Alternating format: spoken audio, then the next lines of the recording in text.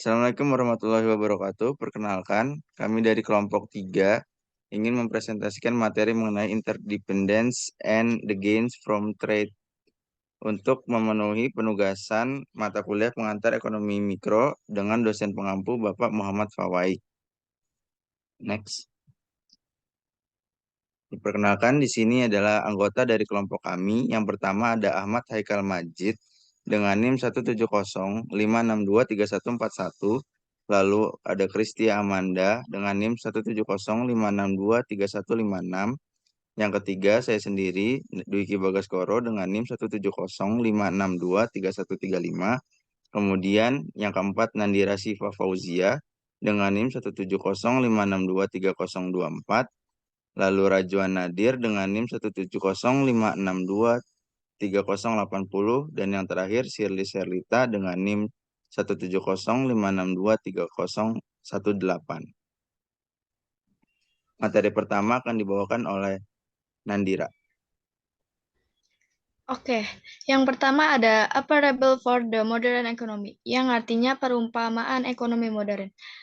Ekonomi modern adalah sistem ekonomi di mana harus bisa memenuhi kebutuhan manusia yang tak terbatas dengan sumber daya yang juga terbatas, sehingga masalahnya yang sangat kompleks. Untuk yang pertama atau yang A, yaitu menunjukkan peluang produksi yang tersedia bagi petani dan peternak. Untuk yang B, yaitu produksi petani, menunjukkan kombinasi daging dan kentang yang dapat diproduksi oleh petani. Untuk yang C, yaitu produksi peternak, yang menunjukkan kombinasi daging dan kentang yang dapat diproduksi oleh peternak. Untuk keduanya, yaitu kedua batas kemungkinan produksi tersebut diperoleh dengan asumsi bahwa petani dan peternak masing-masing bekerja 8 jam per hari. Dan jika tidak ada pedagang, maka batas kemungkinan produksi setiap orang juga mungkin akan juga terbatas oleh konsumennya. Next.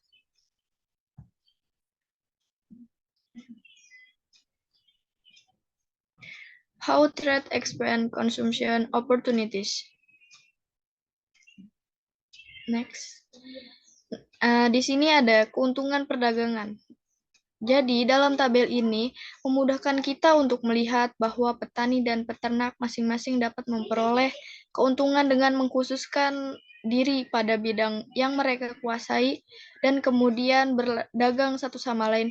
Keuntungan yang diperoleh juga akan sama. Selanjutnya akan dibacakan oleh Shirley. Absolute advantage atau keunggulan mutlak. Para ekonom menggunakan istilah keunggulan absolut ketika membandingkan produktivitas seseorang, perusahaan, atau negara dengan produktivitas orang atau negara lain.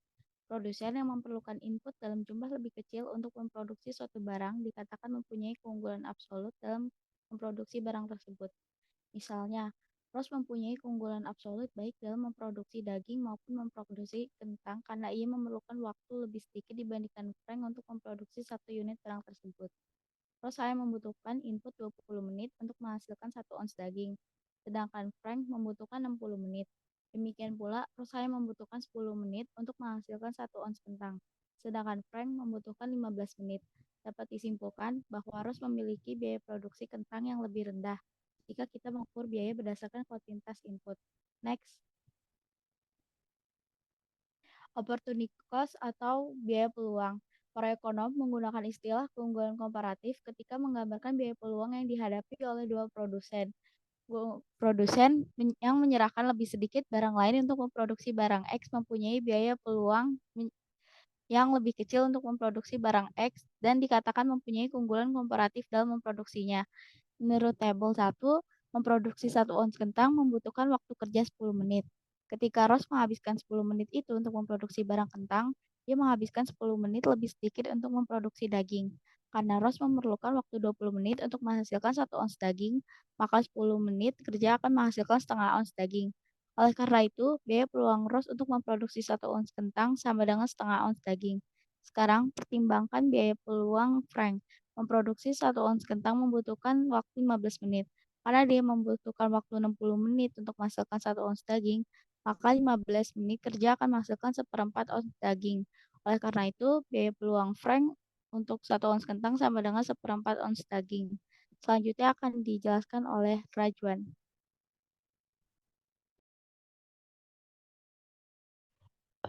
Selanjutnya saya akan menjelaskan tentang comparative advantage and trade. Comparative advantage leads to specialization in which forcing countries to trade. Jadi pada contohnya seperti ini. Ada dua negara yaitu sebut saja Meksiko dan Kanada.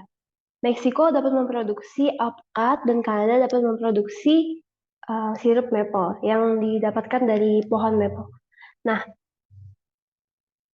kedua negara ini sebenarnya negara Kanada dapat memproduksi alpukat juga, namun karena Kanada dapat melakukan perdagangan dan menukar sirup maple dengan alpukat, maka terjadilah spesialisasi yang mendorong terjadinya perdagangan tersebut. Bisa di slide selanjutnya. Comparative advantage and opportunity cost determined in order of Canadians to benefit from trade with Mexico. They must be able to import avocados at lower opportunity cost than it would cost them to grow domestically.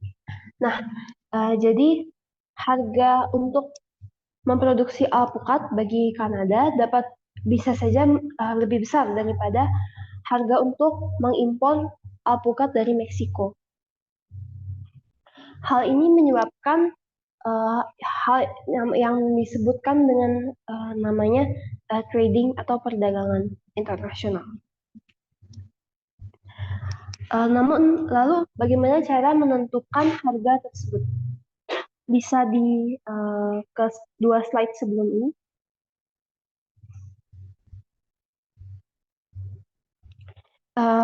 Kita dapat melihat dari opportunity cost untuk memproduksi barang tersebut. Nah, untuk memproduksi satu os daging, harganya dapat lies between 4 and 2 potatoes. Jadi kayak bisa antara 4 dan 2. Itu bisa 4, 3, 3,5, 2,5, dan seterusnya. Nilai-nilai yang di antara 4 dan 2 tersebut. Hal ini jadi keuntungan yang didapatkan kedua pihak itu bisa berbeda. Bisa Frank mendapat keuntungan lebih banyak daripada Rose atau sebaliknya juga. Bisa di next. Selanjutnya akan dijelaskan oleh Rajwan.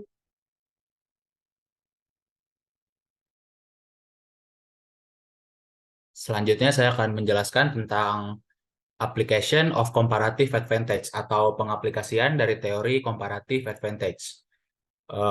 First example of application. Contoh pertama dari pengaplikasian yang kami berikan, Tom Brady is highly skilled in football and likely in other physical activities. However, when considering whether he should mow his lawn, we use the concept of opportunity cost and comparative advantage. Brady can mow his lawn in 2 hours, but he could earn $20,000 in that time filming a commercial. Forrest Gump can mow the lawn in 4 hours, but he could earn $40 working at McDonald's. Despite Brady's absolute advantage in mowing, Gump has a comparative advantage due to his lower opportunity cost. To maximize their benefits, Brady should film the commercial and pay Gump an amount between $40 and $20,000 to mow the lawn, ensuring both are better off through trade. Jadi, dalam pengaplikasian ini, Tom Brady adalah seorang pemain American football yang profesional. Dia bisa memotong rumput di lapangannya hanya dengan 2 jam karena dia mempunyai fisik yang sangat kuat. Namun dalam 2 jam tersebut, Tom Brady bisa syuting untuk iklan yang bisa menghasilkan dia $20,000. Di sisi lain, pria bernama Forrest Gump bisa memotong lahan rumput Tom Brady dalam waktu 4 jam. Tapi dalam waktu 4 jam tersebut, ia bisa menghasilkan $40 dengan bekerja di McDonald's. Walaupun Tom Brady mempunyai absolute advantage dalam dalam memotong rumputnya, namun bukan berarti Tom Brady harus memotong rumputnya, karena kita menggunakan teori comparative advantage.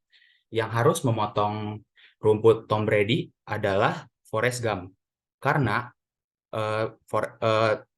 Tom Brady mempunyai opportunity cost yang lebih besar daripada Forrest Gump. Opportunity cost dari Tom Brady adalah 20.000, sementara opportunity cost dari Forrest Gump adalah $40. Dalam teori comparative advantage, orang yang mempunyai opportunity cost lebih rendah, orang yang mempunyai opportunity cost lebih tinggi, yang memiliki keunggulan dalam comparative advantage dan harus melaksanakan tugasnya. Jadi dalam ekonomi yang lebih layak untuk memotong lahan Tom Brady adalah Forrest Gump, dengan Brady seharusnya hanya ikut syuting film, dan dia bisa membayar Forrest Gump untuk memotong lahannya di angka antara $40 sampai $20.000. Dengan melaksanakan tersebut, mereka sudah adil dalam pertukaran uang. Selanjutnya akan dilanjutkan oleh Haikal. Oke, terima kasih untuk Rajuan. Selanjutnya adalah contoh kedua dari penerapan comparative advantage. Okay. Suppose there are two countries, the America and Japan, and they're selling two goods, the food and car. Imagine that the two countries produce car equally well. An American worker and Japan worker can each produce one car per month. By contrast, because the United States of America has more and better land, it is better at producing food.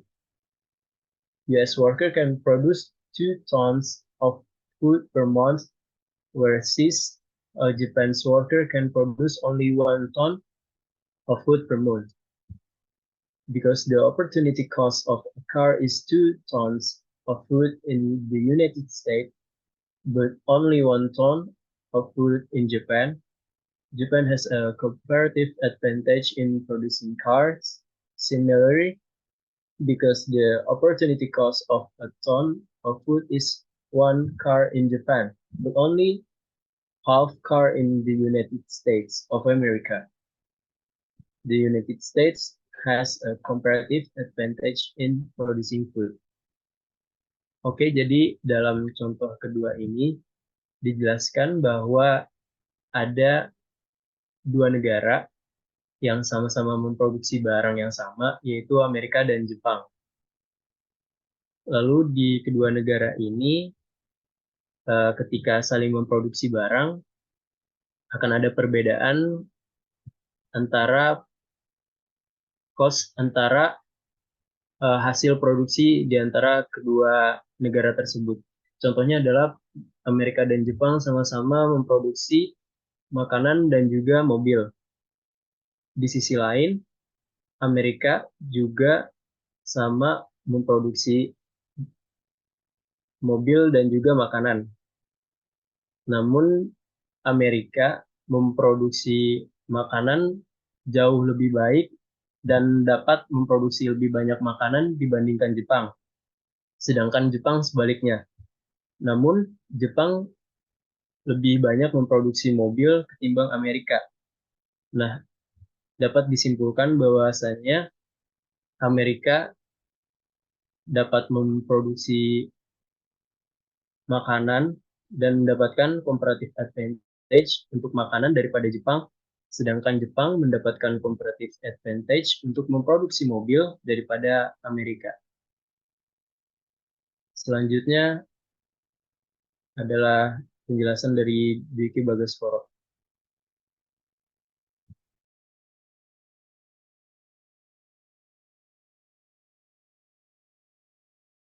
Terima kasih Haikal.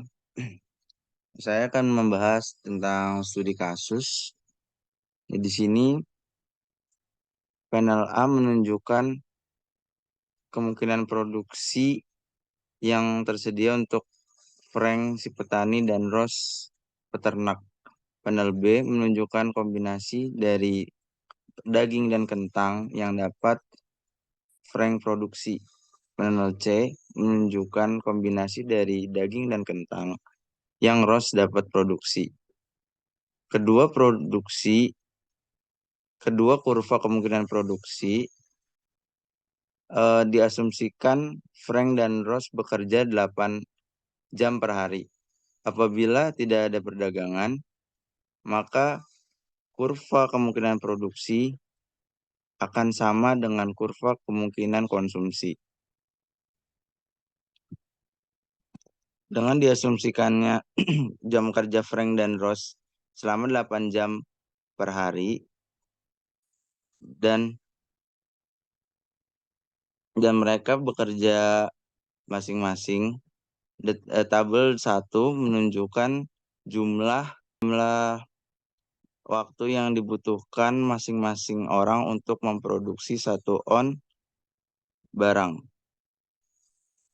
Itu di situ bisa kita lihat bahwa Frank si petani memproduksi daging 60 menit dan kentang 15 menit. Terus si peternak memproduksi daging 20 menit dan kentang 10 menit. Jumlah yang dapat diproduksi dalam 8 jam, Frank si petani dapat memproduksi daging sebanyak 8 ons dan kentang sebanyak 32 ons.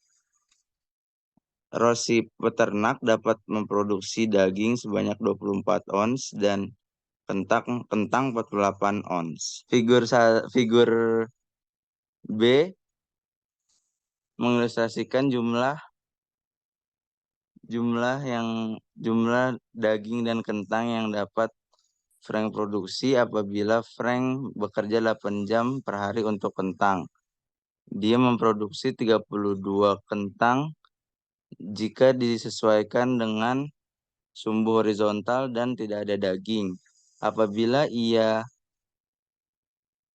menyediakan semua waktunya untuk daging, dia dapat memproduksi 8 ons daging apabila dia disesuaikan dengan sumbu vertikal dan tidak ada kentang.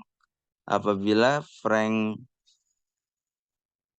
membagi waktunya sama di antara kedua aktivitas tersebut, menghabiskan 4 jam masing-masing, dia memproduksi 16 ons kentang dan 4 ons daging. Di gambar menunjukkan ini ada 3 kemungkinan dan 3 hasil, dan ini adalah grafik dari kurva kemungkinan produksi dari Frank yang kita telah diskusikan dalam chapter 2. Kurva kemungkinan produksi menunjukkan pencampuran dari hasil keluaran yang dapat diproduksi oleh sebuah komunitas ekonomi. Next. Di sini ada biaya peluang dari Frank si petani dan Ross si peternak. Yang pertama, biaya peluang Ross mengikuti dari tabel dalam gambar 1, memproduksi 1 ons kentang dapat menghabiskan 10 menit kerja.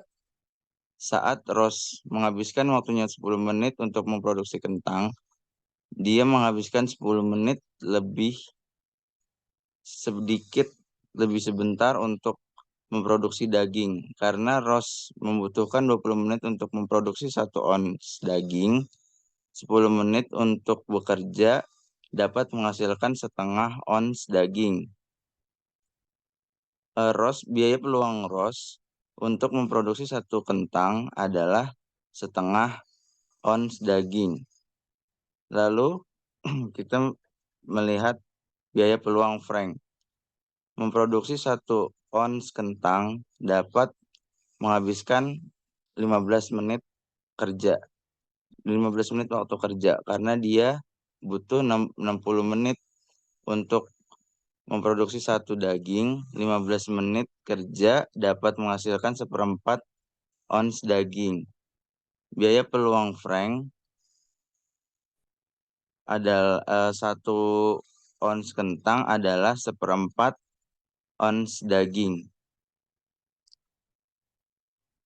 Tabel 1 menunjukkan biaya peluang daging dan kentang dari 2 produsen.